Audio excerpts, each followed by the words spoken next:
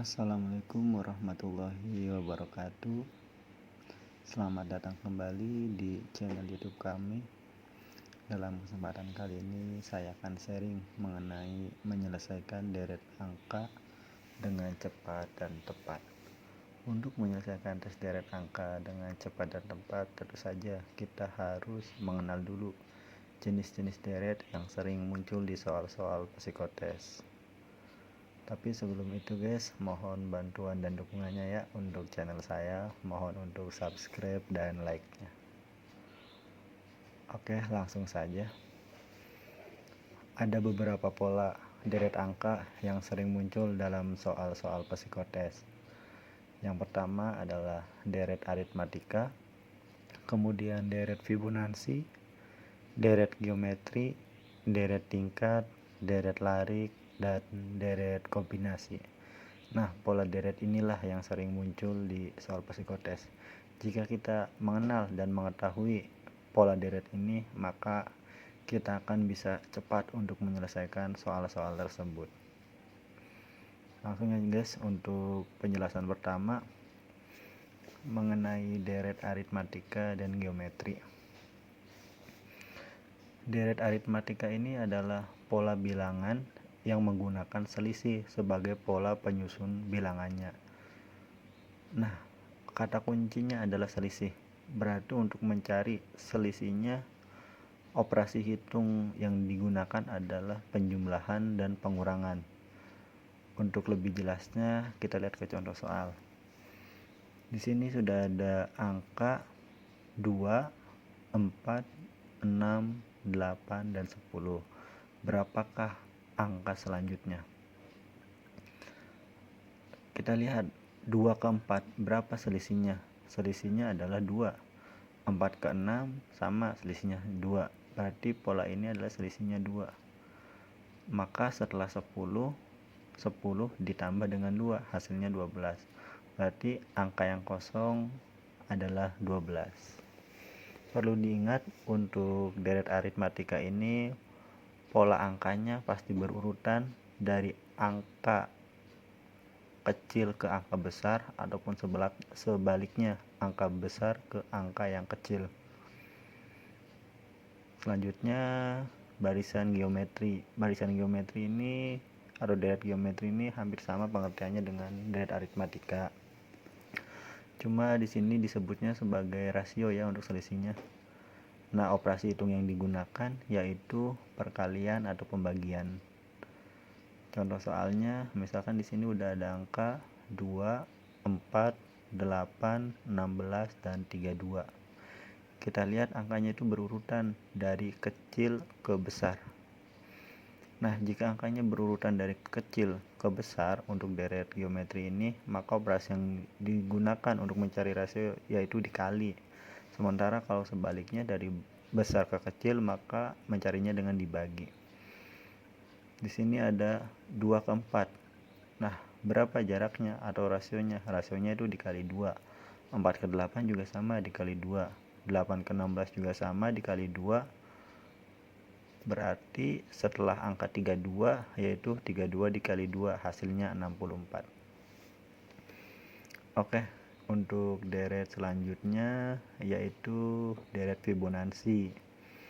Nah, deret Fibonacci ini serangkaian deret angka sederhana yang susunan angkanya merupakan penjumlahan dari dua angka sebelumnya.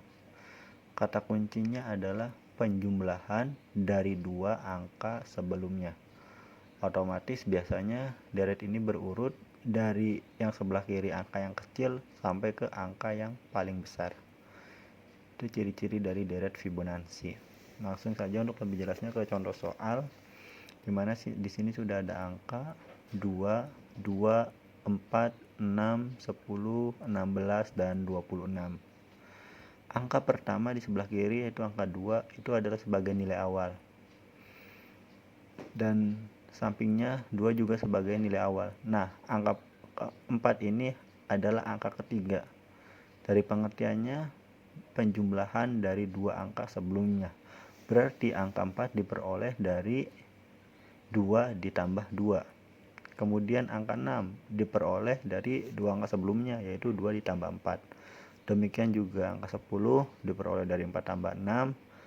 Angka 16 juga sama, 26 juga sama. Berarti setelah 26 yaitu dua angka sebelumnya, yaitu angka 16 ditambah dengan 26, maka hasilnya adalah 42. Jawaban dari contoh soal itu adalah 42. Selanjutnya ini deret yang tingkatannya lebih sulit lagi ya daripada deret aritmatika maupun geometri ataupun Fibonacci. Ini disebut dengan deret tingkat, yaitu nilai bilangan pola yang digunakan pada tingkat pertama seluruhnya berbeda, akan tetapi selisih yang tetap antara bilangan dari pola tingkat pertama dapat ditentukan.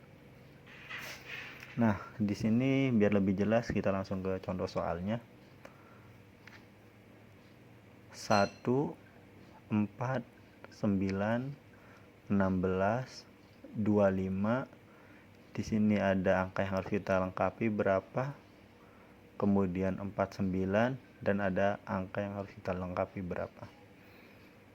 Pertama, kita cari selisihnya terlebih dahulu. Kita lihat selisih 1 ke 4. Berapa selisihnya? Selisihnya yaitu 3. Kemudian 4 ke 9, berapa selisihnya? Selisihnya 5. Kemudian 9 ke 16, berapa selisihnya? 7. 16 ke 25, berapa selisihnya? 9. Nah, dari sini sudah kelihatan ada pola di mana selisihnya itu naik 2. Tadi ya 1 ke 4 selisihnya 3, sementara 4 ke 9 selisihnya 5. Nah, dari tingkat pertama ini kita cari lagi selisihnya 3 dan 5, berarti selisihnya 2. Kemudian dari 5 dan 7 berarti selisihnya 2. Nah, di sini sudah ketahuan selisih dari deret tingkatnya, yaitu untuk tingkat keduanya atau angka tetapnya plus 2. Sementara untuk melengkapi angka kosong setelah 25, kita lihat lagi di urutan yang keempat tadi 16 ke 25 jaraknya yaitu plus 9. Berarti 25 ke 36 berapa? Nah, jaraknya plus 9 tambah 2, maka jaraknya adalah 11. Berarti untuk melengkapi angka setelah 25, 25 ditambah 11, hasilnya yaitu 36. Oke, lanjut. 36 ke 49 berapa jaraknya? Berarti tadi 11 ditambah 3 tambah 2, yaitu jaraknya 13. Nah, setelah angka 49 berarti berapa jaraknya? 13 ditambah 2, jaraknya adalah 15 atau selisihnya 15. Maka angka setelah 49 adalah 49 ditambah dengan selisih yaitu 15. Hasilnya adalah 64. Sekali lagi, untuk menyelesaikan deret tingkat ini, angka selisih pada deret tingkat pertama berbeda, tapi angka keduanya yang paling bawah itu plus 2 itu selisihnya tetap. Bisa dilihat di deret tingkat ini. Oke, kemudian ada deret larik.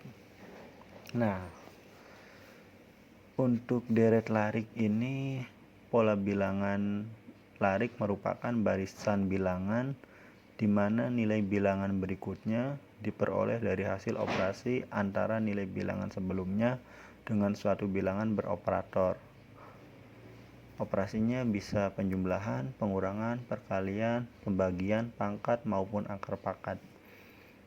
Nah, jika Anda menemui soal di psikotes angkanya tidak berurutan, ya itu biasanya deret larik. Misal nih kayak gini. 3, 4, 6, 7, 12, 10. Di sini kan awalnya urut nih dari kecil 3 sampai ke 12, dari kecil ke besar, tapi dia turun lagi ke 10. Nah, ini kemungkinan dia adalah sebuah deret larik. Untuk menyelesaikannya, ini adalah suatu deret selang-seling ya. Kita kembali ke soal lagi. Di sini ada 3, 4, 6, 7, 12, dan 10. Kita kelompokkan. 3 ini adalah nomor urut 1.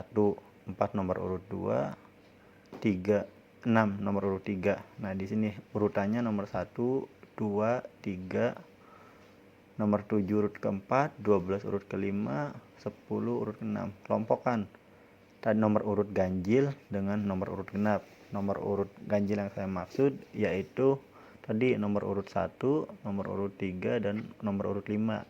Di situ angkanya adalah 3, 6, dan 12. Kemudian nomor urut genapnya 4, 7, dan 10. Kita cari polanya. Nomor urut 1 ke nomor urut 3, yaitu angka 3 ke angka 6. Berapa selisihnya atau polanya? Polanya adalah dikali dengan 2. Kemudian 6 ke 12 dikali dengan 2. Maka setelah angka 10, titik-titik itu berapa? Berarti polanya adalah 12 dikali dengan 2. Hasilnya 24. Kemudian untuk yang nomor urut genapnya, di situ ada angka 4, 7, dan 10. Kita cari polanya. 4 ke 7 berapa selisihnya? Selisihnya yaitu 3. 7 ke 10 berapa selisihnya? Sama 3. Berarti angka terakhir untuk melengkapi pola 10 ditambah 3, hasilnya adalah 13. Nah, jawaban dari pola tersebut adalah 24 dan 13. Perlu diingat untuk deret larit, kata kuncinya adalah deret yang selang-seling. Kita kelompokkan nomor urut ganjil dan nomor urut genap pada soal. Nah, dari nomor urut ganjil dan genap itu kita cari selisihnya masing-masing. Ini yang paling sulit lagi yaitu deret kombinasi. Deret kombinasi gabungan dari konsep larik dan bertingkat. Contohnya yaitu 2, 5, 4, 8, 8, 11, 14, 14, 22. Kalau misalkan Anda melihat nih soal di tes saat psikotes, angkanya tidak berurutan, tidak dari kecil ke besar atau besar ke kecil, tapi kadang dia naik atau turun. Kayak ini nih, misalkan 2 ke 5 kan dia dari kecil ke besar, terus 5 ke 4 dia turun lagi, ke 8 naik lagi. Nah, ini bisa jadi merupakan suatu deret larik ataupun deret tingkat ataupun deret kombinasi. Oke, langsung saja untuk menjawab contoh soal tadi. Kita pakai yang pertama adalah menggunakan deret larik terlebih dahulu. Dikelompokkan ya untuk pola angkanya. Pola selang-seling kita urut nomor urut ganjil dan nomor urut genap. Di sini sebagai nomor urut ganjil yaitu yang bergaris merah nih. 2, 4, 8, 14, dan 22. Kita cari selisihnya. Selisihnya 2 ke 4. Selisihnya adalah 2. Kemudian 4 ke 8. Selisihnya adalah 4. 8 ke 14. Selisihnya adalah 6. Kemudian 14 ke 22. Selisihnya adalah 8. Lihat di sini di selisih tadi ternyata membentuk sebuah pola lagi karena ini merupakan suatu deret tingkat. Nah, polanya yaitu ditambah dengan 2. Jarak tadi 2 ke 4 plus 2 ya, 4 ke 8 plus 2.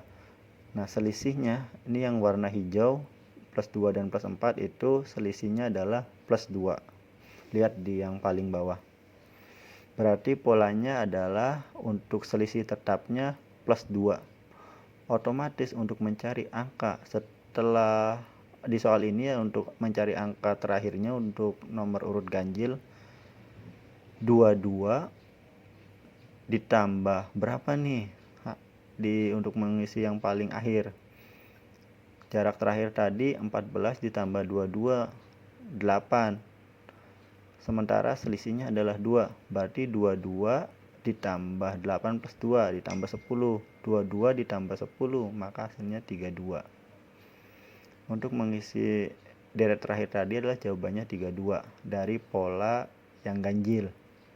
Kemudian dari pola yang genap kita lihat di sini ada angka 5 8, 11, 14, dan berapa.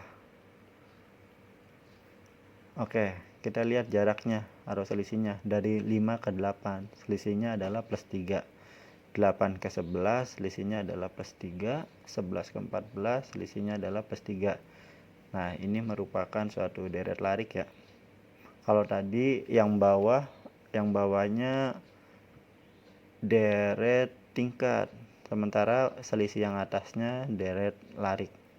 Berarti angka berikutnya untuk mengisi yang kosong setelah angka 22 yaitu 14 ditambah dengan 3. Hasilnya adalah 17. Untuk deret kombinasi emang agak rumit ya guys ya, karena gabungan dari deret larik dan deret tingkat. Berarti jawaban dari soal adalah 17 dan 32. Demikian untuk jenis pola deret ya. Semoga bisa dipahami dan semoga bermanfaat. Jangan lupa like dan subscribe ya. Terima kasih.